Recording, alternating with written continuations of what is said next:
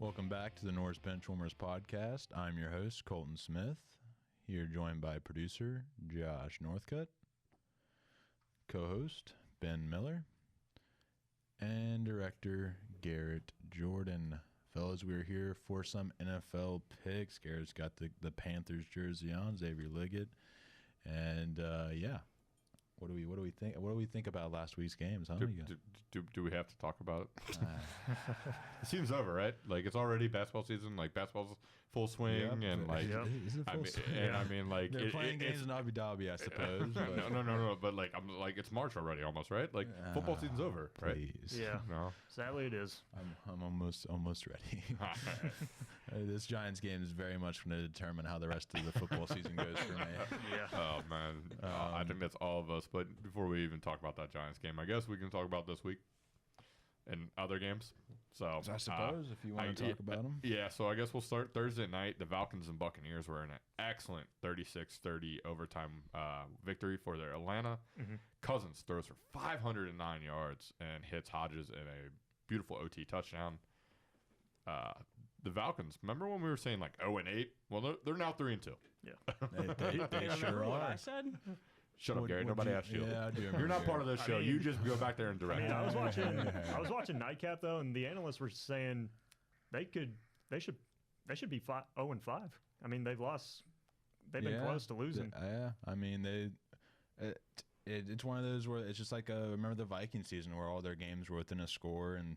They're like 11-1 in one score games. That's kind of what this Falcons team reminds me of. Where, honestly, by all regards, they should have beat the Chiefs and be 4-1 right now if they had some competent coaching in that game. But I was done with this game. I thought it was over. I saw the Buccaneers get the ball back up 33-30, and sounds about right. And I went to bed, and I was like, you know what? I probably ought to get a water. I always like to have a water as I go to bed. And I go back up, and like they're starting overtime. I'm like, what the hell? Yeah. And so I sit down and watch, and the Falcons won it. Big Kirko out here. Yep. Kirko Chains doing some dances there on the field, and. He sure did, and I said this team could make it was a long shot for a Super Bowl run, and they look like they're getting better every week. Kirko up to 500 passing yards. We said he needed to get touchdowns. Well, he's getting touchdowns. Drake London's looking great. Darnell Mooney's looking like a great second option. Kyle Pitts finally got some targets now that he's on my bench. So. That was the Kyle Pitts legacy game, and Robinson.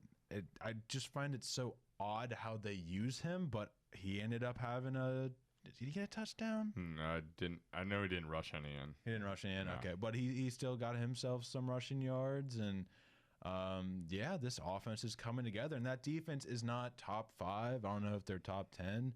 But they are just a solid defense that's going to kind of wear you down or be serviceable, which I wish we could relate to here in Cincinnati, but we're not quite to that game yet. So all in all, I think the Buccaneers are just going to kind of be a team that can beat any team, but they can also lose to just about any team.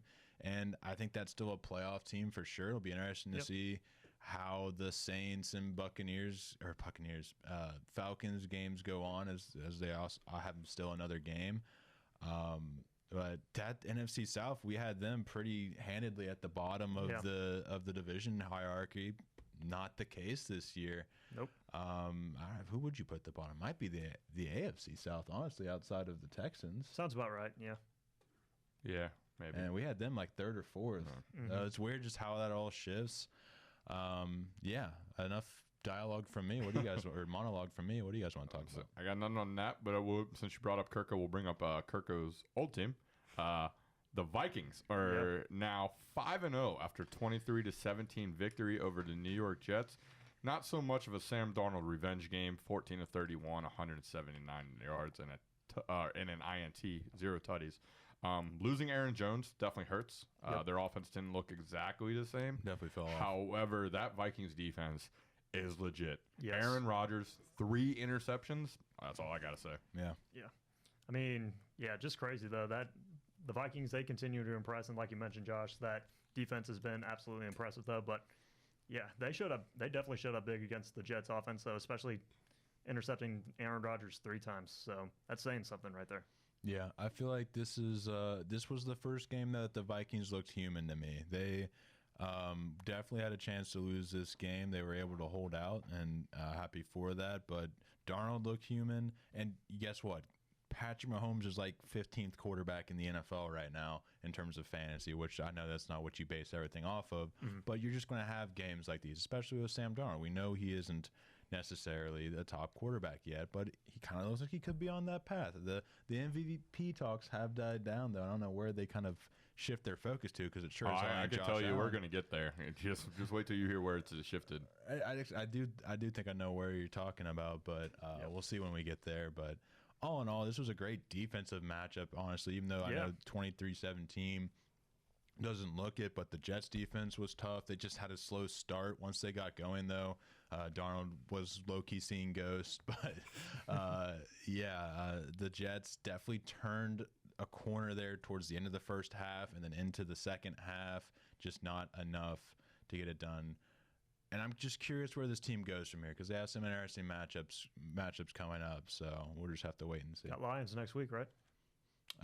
Yeah, the Lions. Yeah. No, not the Lions. The Buffalo. They got Buffalo. Oh, Yeah. I'm gonna say, yeah. The Vikings have. I was thinking the Vikings. They have the Lions after their bye week this week. Oh, okay, gotcha. So.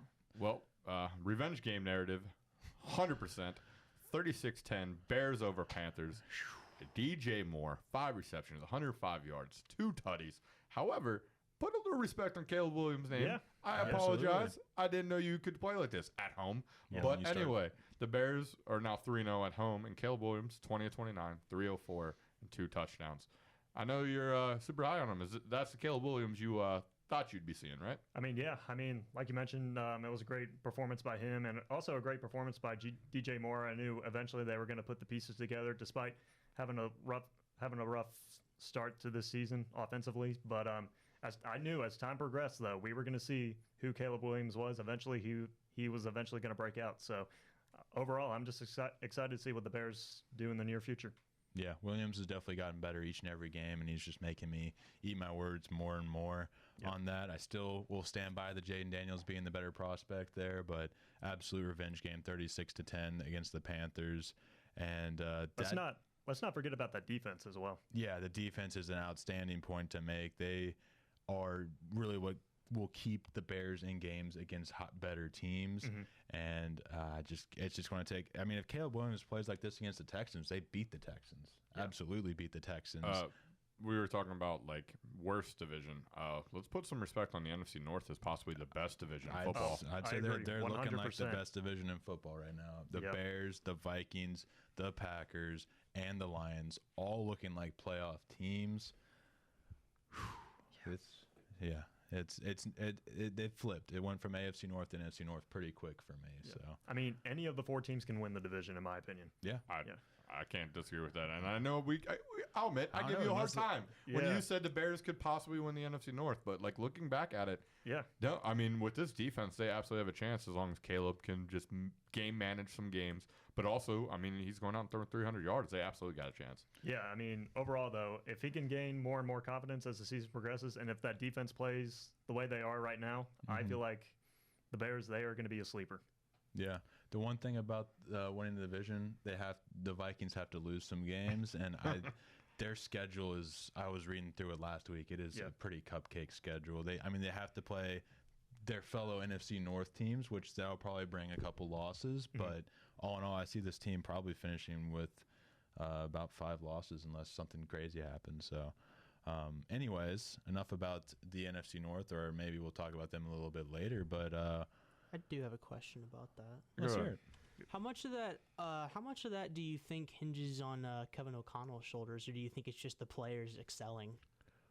Because I think obviously nobody expected this from Sam Darnold when he signed. I think he deserves some credit. No, Absolutely. I think Sam Darnold deserves some credit too, but I mean, I think a I mean, little no, bit I'm- has to go to Kevin No, O'Connell. that's right? what I was talking about. I was saying I think O'Connell absolutely deserves, but Brian Flores' defense deserves a lot. When you That's have a true, defense yeah. that creates opportunities like they do and keeps games close, that is something that needs to be. But yeah, I think there's definitely a difference in. Well, I mean, Kirk Cousins was looking really good before he got hurt last year too, and I don't think O'Connell. I knew they had some differences. Those two did. The Kirk and the coach O'Connell. Connell, yeah. So, yeah, I think absolutely give him some credit for sure because what did we say they're going to be like 5-12 this year? No, they already have a 92% chance of making the playoffs, which Yeah. doesn't mean anything because we know what happened with the Jaguars last year. But it's a little different situation. You But just keep taking stabs. Just keep taking stabs. maybe just don't. Hey, they won this week. Yeah. Well, Yeah, must Yeah. win. Yeah. Anyway, I need everybody here to take a deep breath.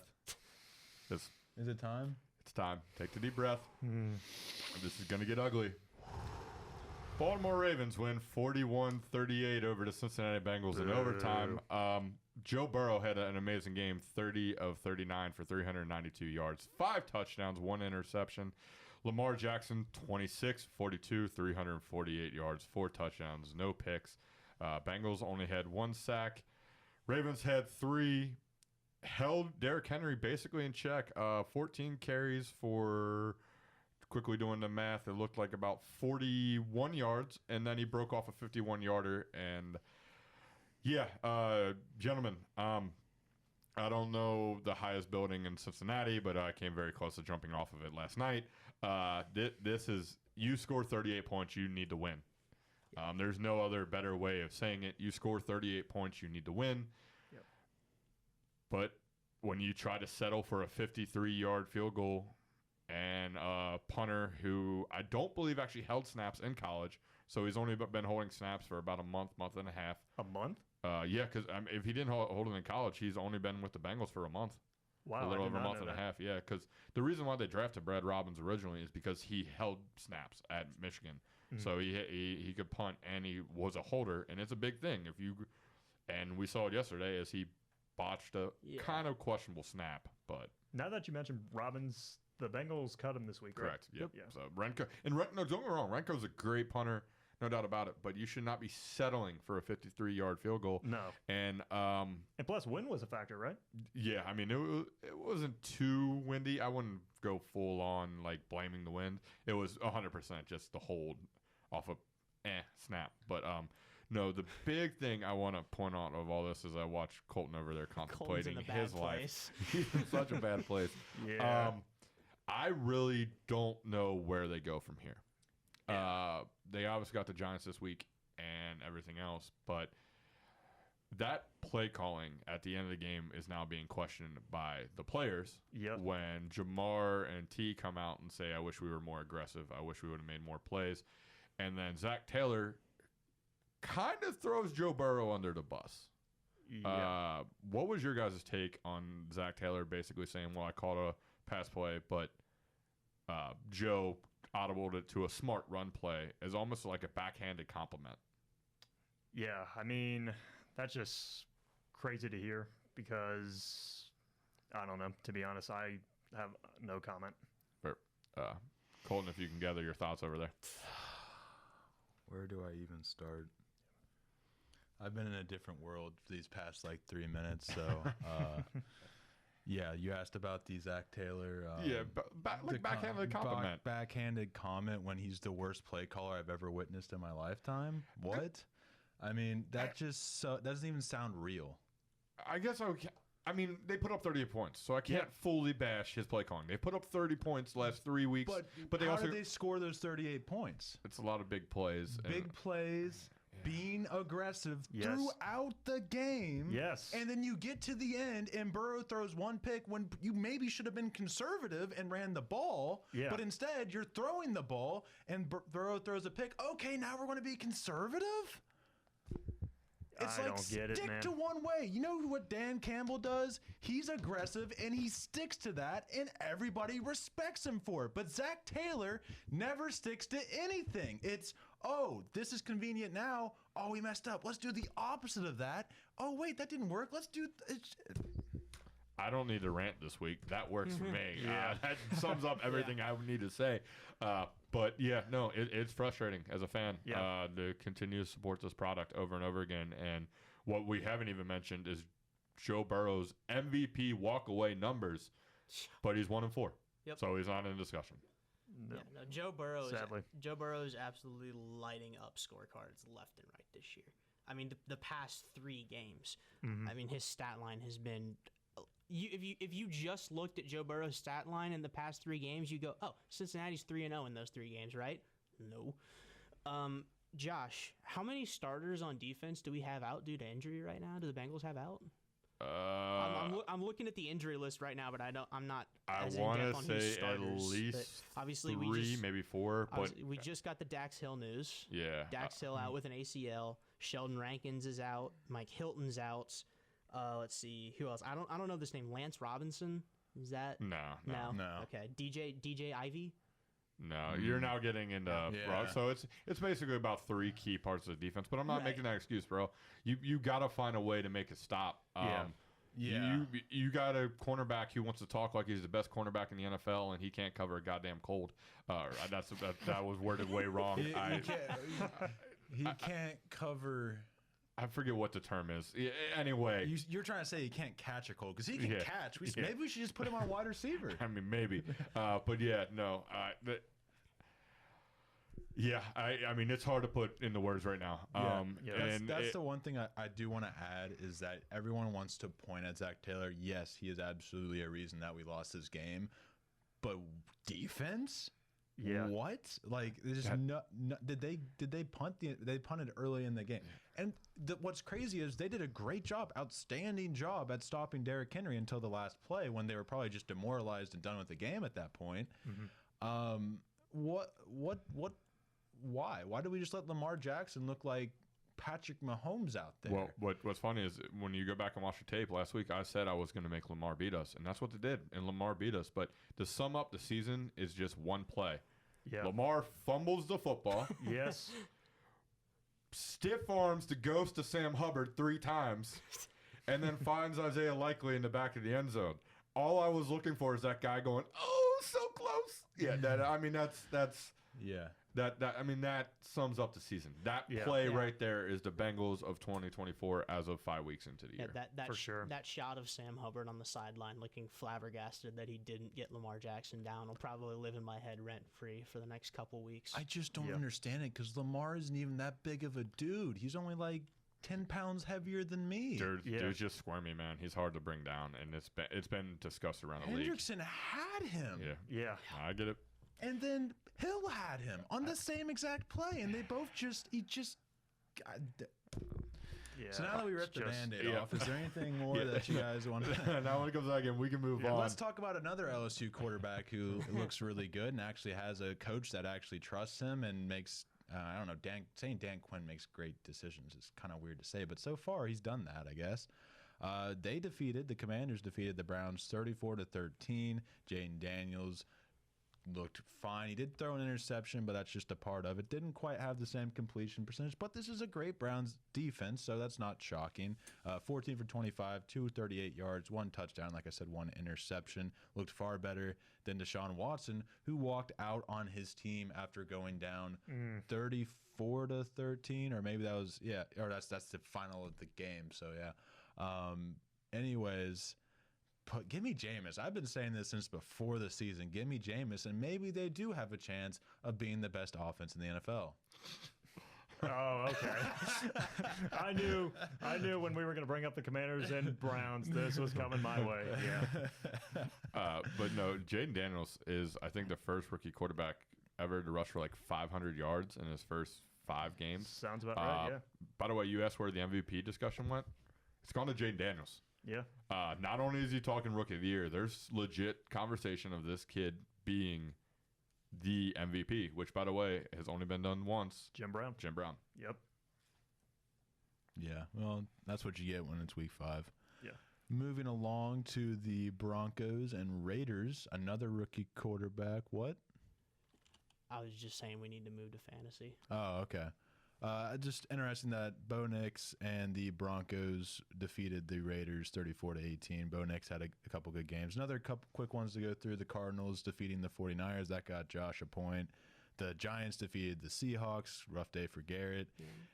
Packers beat the Rams. And the Cowboys beat the Steelers, going up against all of our picks. Now moving along to fantasy. Let me pull that up. I'll go through while I'm pulling it up, I'll go through the standings real quick. So as of right now, this is before Monday Night Football. Josh holds a lead of 16-10. And then me and Ben are tied 14-12. We still have the Chiefs and Saints game, which I went with the Saints, which I'm sure will age just like fine wine. And these two picked the Chiefs because they have a brain. And yeah, it'll be exciting to see how that all plays out. But this is my chance I'll finally be separated from Ben. That's all I have to say. Probably not in a good way, but Yeah. So that'll put you in last place in both pick 'em. So shut up. Oh, wow. meanwhile, I'm in first in both. No big deal. Okay. This is what I do. Yep. Currently, fantasy football is You're old. unavailable. It crashed. So It's crashed. I kind of have it memorized. Obviously, I know I beat Ben, and then yeah. You know, wait. You want to talk about last place over here? Fantasy football is the place to go. we don't need to talk about that. Josh got I got the defeated. standings. Got defeated by the Chenry 20s, and Garrett can take it over. All right, let's see here. So the standings for this is week what? 5? Just go through the games, not the standings, because it's just a games. bunch of ties. All right, that's cool. Yep. So Baker's Dozen defeating Fight. Still have a couple players playing in the matchup tonight, so looking to score some more points. But that's looking like a solid win for me. Classic Phil losing big to the Deshaun team. 67 points for Phil and 146 for Deshaun. Go through some of his injuries. For Phil? Yeah. Yeah, so let's see. A-Chain, Yeah, Adams. A-Chain's out. Devontae Adams out. Evan Engram out. Zamir White out. Khalil Shakir out. Aaron Rodgers questionable after yesterday. Jonathan Brooks out. Nick Chubb out. Phil is in the bad place fantasy wise. We all doubted Chenry. We thought Chenry was cooked after McCaffrey and then Pacheco. Yeah. Dude's up there with me at 4-1. Dude's looking just fine. Hubbard's been doing crazy for him, and Joe Burrow has been MVP. So, yeah, I mean, watch out. Chenry is very much here, and if he gets McCaffrey late in the season, I don't know. It's looking ugly. Mm-hmm. But if he gets him late in the season, it could be Chenry's championship to lose. Yeah, Put some respect on that dude's name. Chenry is a very surprising 4-1. Yeah. Rounding out here, Ben's best team playing Kyle Pitt's legacy season. Looking like they're gonna take the victory there. Hey, they tried to remind him to put out his buys. I totally forgot to switch my players out. That'll You do have it. one job. Yeah. And then the final game, presidential powerhouses scoring 118 on Trey's talented team, taking the victory there. And then just to wrap up the final score, Cut My Life into Breeze's falling to the Chenry 20s. Sorry, I just saw a stat that just set me off, and I don't want to read it out loud, so let's move on. All right. Can't wait to hear what that stat's about. I guess it's time to go ahead and get to our picks for this week. And now I just hope that I don't stay in last again. Do you guys want to, or I guess I have to say it so before they pick, you know. Thursday Night Football, we have San Francisco at Seattle. And this looking at both teams, I don't know which way to go. After seeing San Francisco drop one to the Cardinals after being up 23-13, there's a part of me that wants to go with Seattle, but then I'm like, Seattle just lost to the Giants, so give me the Niners. I'm actually going Seahawks, though. I feel like Geno Smith and the offense, they will come back and be better after that defeat against the Giants, though. But I'm concerned with the 49ers. I mean, the offense, they're struggling right now. They struggled against Arizona to get things going in the red zone, and plus they're a little bit banged up with injuries, especially with Christian McCaffrey. So as of right now, I'm taking the Seahawks. I'm going to go with the team that's got the 12th man behind them. Give me Seattle. Yes, sir. Lumen Field. That's a good point. Moving on to the London game Sunday morning, we have Jacksonville going up against Chicago, Jaguars and Bears. You know, we would have thought these teams maybe to be in opposite positions at this point, but no, the Bears are a hot team. Jacksonville is coming off a win against the Colts, but I think the Bears defense will absolutely shatter Trevor Lawrence, and the Bears will get yet another win. I 100% agree. Just like you said, I feel like that Bears defense is going to show up, and I feel like Caleb Williams is going to pick up where he left off against Carolina. So I'm going to take the Bears. Duval. Bears aren't at home. Give me the Jags. That's a good point. Neither are the Jags, though. Yep. London's their second home. I hope for Trevor Lawrence's sake that the Jags win this game. Well, they got another week in London after if they don't, so they get a second They're in chance. London for 2 weeks? Correct. I forget who they're playing, but they're playing somebody. Wait, they did that to him again? I didn't see that. I knew they did it to him last year. I heard it on Sunday Night Football. They were talking about it. I can quickly check here. They're just trying to get we'll the skip they're over. just Go trying to ahead, get I'll the look it up. Bears, Patriots. they're just trying to get the players used to Patriots playing are in the next London one. before they move there. I guess. Moving on down to CBS's London Jaguars. game of the week, we have the Washington Commanders going up against the Baltimore Ravens, so we get to see a comparison of the two LSU quarterbacks once again and how they play against the Ravens. And that defense looked just as ugly for the Ravens as it did for the Bengals. That's one thing I think isn't talked about as much.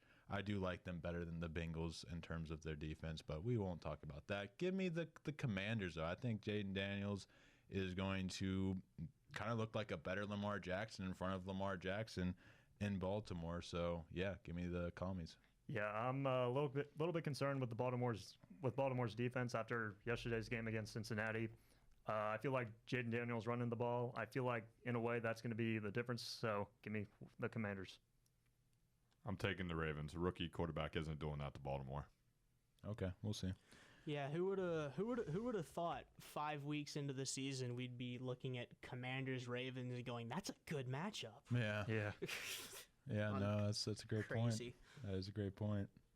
Moving on to Fox's game of the week, we have Detroit at Dallas. Dallas is a team that feels like they're kind of dead in the water. Yeah, they beat the Steelers, but the Steelers offense, the Cowboys offense has just looked throughout the start of the season. And they're going up against a Detroit team that's coming off a bye week and a perfect game before that. Yeah, give me the Lions. Yeah, I'm going Lions as well. One of the things I'm looking forward to seeing from Detroit is the run game, Gibbs and Montgomery. And I'm a little bit concerned with Dallas's defense, especially with no Micah Parsons, no Dexter Lawrence. So you got to have those two guys to try to stop the run. So I'm going with Detroit. Give me the Cowboys. Okay, trying to split the difference. We got Cincinnati going up against the Giants. I am saying Cincinnati and nothing else, because otherwise dark things will be said on this podcast.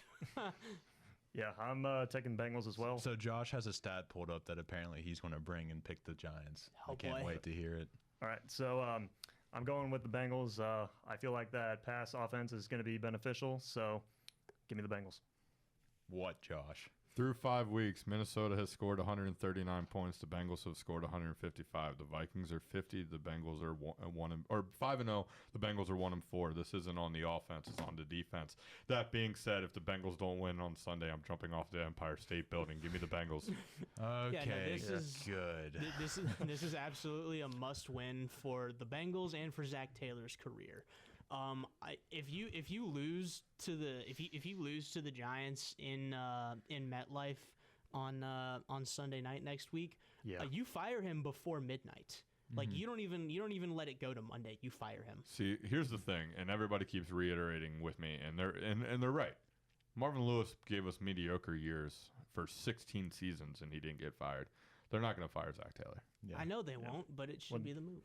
It should be, but this organization doesn't make should-be moves. No. They should have paid Jesse Bates. They Right. should have. They should have found a way to pay DJ Reader. Yep. They should pay T. Higgins and Jamar Chase, who are clearly the offense on this team right now, since you don't want to run Chase Brown more than 12 times a game. Yep, they don't want to pay anybody. It's ridiculous. They might have to with. I guess Zach Moss came right back in afterwards, so never mind. Yeah. But he looked a little rough in that. I think he literally got one touch, and then it was back to just Chase Brown. Anyways, Chase Brown was the only one that ran at the end of the game there.